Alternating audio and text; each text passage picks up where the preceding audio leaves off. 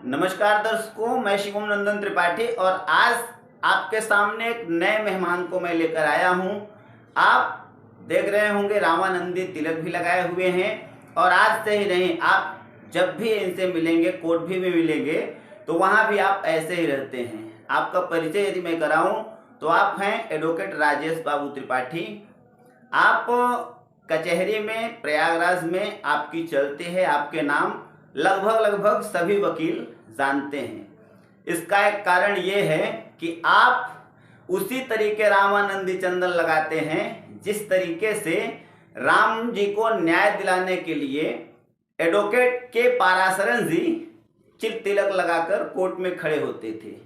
वकील साहब, कभी कोर्ट में महसूस नहीं हुई आपको जब रामानंदी तिलक लगा के जाते हैं तो कोई किसी ने मजाक तो नहीं उड़ाया? नहीं, कभी नहीं। बड़े बड़े अधिकारी जो है इसका सम्मान करते हैं। यहाँ तक कि डीएम, कमिश्नर, एसपी भी इसका सम्मान करते हैं। चलिए हम शुरुआत करते हैं। आपसे हम बहुत अच्छे प्रश्न करेंगे। सबसे पहले हम आपका परिचय अपने हम श्रोताओं को, दर्शकों को कराना चाहेंगे। जो भी यहाँ पे दर्शक देख रहे हैं, हम चाहेंगे आप अपना परिचय बताएं। आप विश्व हिंदू परिषद से भी जुड़े हैं? जी, मैं विश्व हिंदू परिषद में विधि प्रभारी हूँ। विधि प्रभारी हैं, ये बहुत बड़ा पद होता है विधि गोरक्षा विभाग में जी। वकील साहब, राम मंदिर निर्माण लगभग हो चुका है। 22 जनवरी को इसका शुभारंभ है। जी। कैसा महसूस हो रहा है और क्या संदेश राम मंदिर को लेकर सबसे पहले ये तो बहुत खुशी की बात है कि राम मंदिर भगवान राम अयोध्या में बैठने जा रहे हैं। लेकिन थोड़ा सा एक दिक्कत है कि अभी मंदिर पूर्ण रूप से तैयार नहीं हुई है, उसका गुंबद भी नहीं बना है। दूसरी बात यह है कि हमारे प्रधानमंत्री, हम अपने प्रधानमंत्री को तो वो हमारे प्रधानमंत्री हैं, हम तो कुछ कहने के स्थिति में नहीं है उनके लिए। परंतु ये बात है कि प्रधानमंत्री को किसी शंकराचार्य के हाथों उसका वो करवाना चाहिए, या तो हमारे उस मंदिर से जुड़े थे रामभद्राचार्य जी, उनसे उनकी सब करवाना चाहिए था। लेकिन ये जो स्वयं प्रधानमंत्री जी अपने व्यवस्था में इसको ले लिए हैं, ये हमारे समझ में थोड़ा सा कम आ रहा है। इस पे हम चर्चा करेंगे वकील साहब, किंतु अब आप चर्चाएं कर दिए हैं। राम जी की प्रतिष्ठा से पहले बहुत भीड़ अयोध्या में आने वाली है, दिख रही है वर्तमान की स्थिति। सरकार के लोग, प्रधानमंत्री जी भी जनता से अनुरोध किए कि 22 तारीख को आप लोग न आए, फिर दर्शन करें। तो ऐसी स्थिति में वहां रहने की भी व्यवस्था अभी नहीं है, क्योंकि अयोध्या इतना विकास नहीं किया है। बिल्कुल। और इतने विश्व स्तर पर उसका काम हुआ है। जी। पर्यटक लेवल पे भी अच्छा काम हुआ है। जी। देखने के लिए जनता अभी से बहुत तेजी से बढ़ रही है। इस पे सरकार को किस तरीके से ध्यान दें, उस पब्लिक को रुकने के लिए, खाने पीने के लिए थोड़ा कुछ बताएं। इस पे कैसी व्यवस्था वहाँ, क्योंकि अभी तो वहाँ अचानक सब हो रहा है, तो अभी तो व्यवस्था अचानक हो रहा है, लेकिन व्यवस्था तो बनी है। जो हमारे संत हैं, संतों के द्वारा काफी व्यवस्थाएं बनी हैं, लेकिन वो नाकाफी है। जनता के लिए वो तो नाकाफी है, परंतु प्राण प्रतिष्ठा में सबसे बड़ी बात यही है कि प्राण प्रतिष्ठा में प्राण प्रतिष्ठा अगर संतों के द्वारा होती तो हमारे देश में बहुत बड़ी प्रसन्नता होती कि कम से कम संत प्राण प्रतिष्ठा में सम्मिलित है और प्राण प्रतिष्ठा लगभग सभी शंकराचार्य बहिष्कार किए हैं, हम नहीं जाएंगे। और अभी धीरेन्द्र कुमार शास्त्री ने भी एक ट्वीट करके शंकराचार्यों को श्रेष्ठ बता दिया। तो कहीं ऐसा तो नहीं धीरेन्द्र कुमार शास्त्री भी शंकराचार्य की बात का समर्थन कर रहे हैं? देखिए, हमारे शंकराचार्यों में आदि शंकराचार्य जो थे, आदि शंकराचार्य ने चारों पीठ की स्थापना किया हमारे भारतवर्ष में। वो उनकी एक बहुत बड़ी पराकाष्ठा है उनकी व्यवस्थाओं की, शंकराचार्यों की। और तो जो ये सब पीछे सब जितने कुछ बने, ये सब पीछे बने, लेकिन शंकराचार्य की जो 4 जगह की व्यवस्था है वो बहुत ही पुरानी है। वो एक स्तंभ है हमारे इस भारतवर्ष के। ऐसा माना जाता है कि पहले भी सरकारें जो थी, जब कोई बड़ा धार्मिक निर्णय या वैश्विक निर्णय देश हित में लेती थी, तो उसमें शंकराचार्य लोगों की राय ली जाती थी, विशेष महत्व था उनका। तो उस समय अभी इस स्थिति को देखकर तो ऐसा लगता है कि भविष्य में सरकार बदल जाएगी तो शंकराचार्य का महत्व ही खत्म हो जाएगा। अब शंकराचार्य का ऐसी स्थिति में तो शंकराचार्य का कोई महत्व प्रतीत नहीं होता। मुझे रामभद्राचार्य भी जो है ठीक है, प्रधानमंत्री उनका बहुत समय हमने कई बार देखा, यूट्यूब पे भी और टीवी में भी प्रधानमंत्री जी ने हमारे बहुत ही सम्मान किया, परंतु राम मंदिर के प्राण प्रतिष्ठा में उनको सम्मिलित न करना ये बहुत ही नहीं, सम्मिलित तो किया गया, आमंत्रण तो दिया गया शंकराचार्य जी को, आमंत्रण तो दिया गया, लेकिन उन्हीं के हाथों वो प्रतिष्ठा होनी चाहिए। शंकराचार्य जी ने तो ये भी कहा कि उसमें कार्ड में लिखा है कि एक व्यक्ति आपके साथ आ सकता है, तो इस पत्र को देना शंकराचार्य के लिए कैसे देख रहे हैं? देखिए हम लोग जो है अब प्रधानमंत्री की व्यवस्था है, हम उससे जुड़े हुए हैं, अब हम बहुत कुछ तो नहीं कह सकते, परंतु ये दुख जरूर है हमको।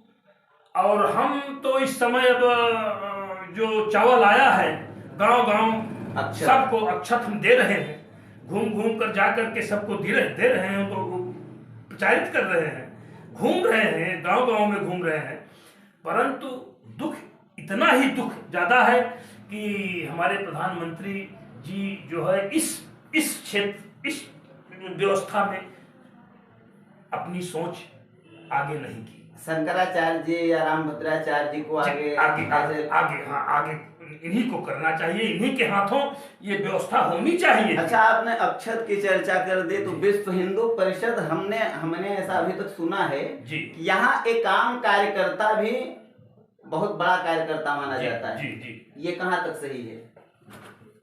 ये तो सही है, कार्यकर्ता तो विश्व हिंदू परिषद का, मतलब ये सही है? जी सही है, परंतु हमारे जो पदाधिकारी हैं, जैसे कि लालमन तिवारी जी हैं, जो हमारे गोरक्षा के, वो तो बहुत पुराने कार्यकर्ता, हाँ, जो गोरक्षा के मंत्री स्तर के व्यक्ति हैं, ऐसे लोगों को जो अपने तन मन धन से ये हमारे विश्व हिंदू परिषद में प्रचार प्रसार कार्य हमेशा किया करते हैं तन मन धन से,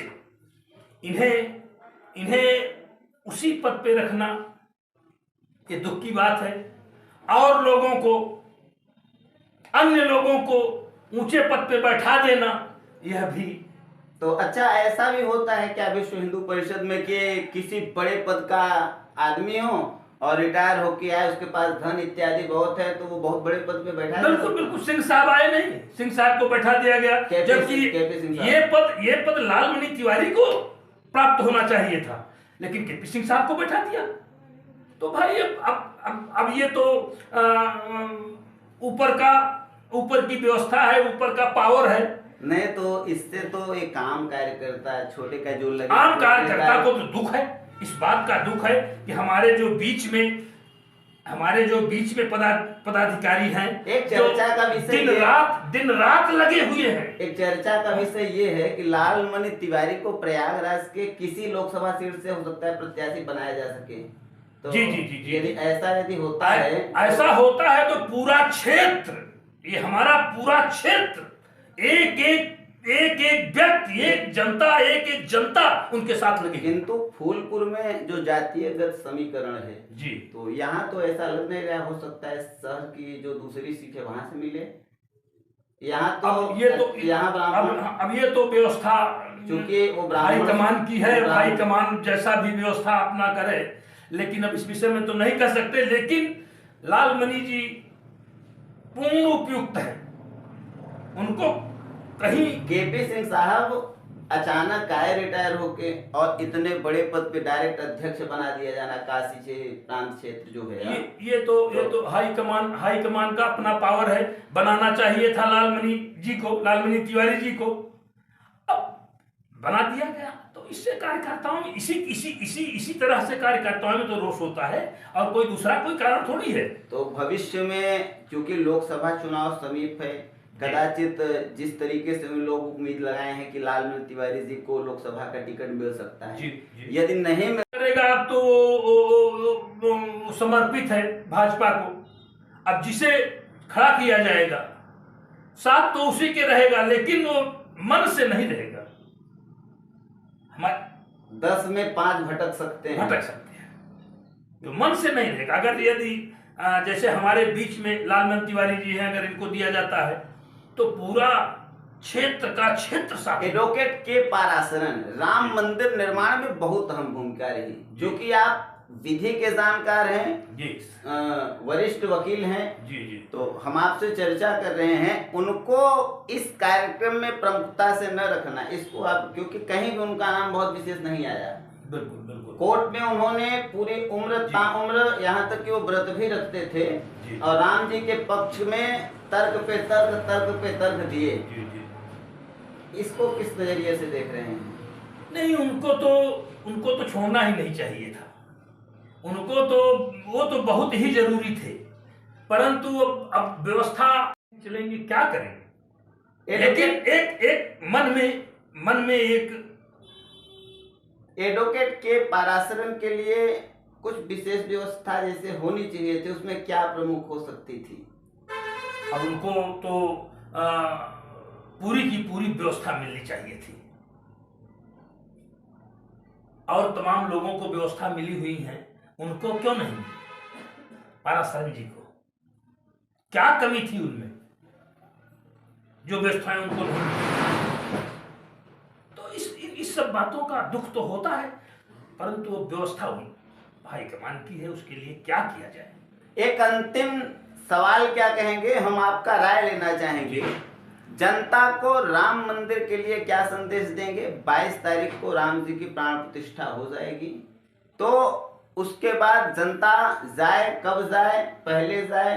नहीं, ऐसा है कि अभी तो हमारी व्यवस्था में ये है कि 22 तारीख को प्राण प्रतिष्ठा जिस दिन हो, उस दिन सभी अपने घर में कम से कम 5 दिए तो जरूर जलाएं, प्रधानमंत्री यदि हो सके जी, यदि हो सके।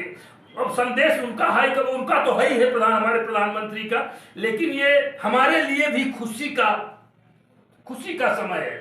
यदि हो सके तो दिवाली की तरह हम अपना उसको मनाएं 22 तारीख। कहीं ऐसा तो नहीं है कि आने वाले समय में साल में 2 बार व्यक्ति दीपावली मनाने वाला है?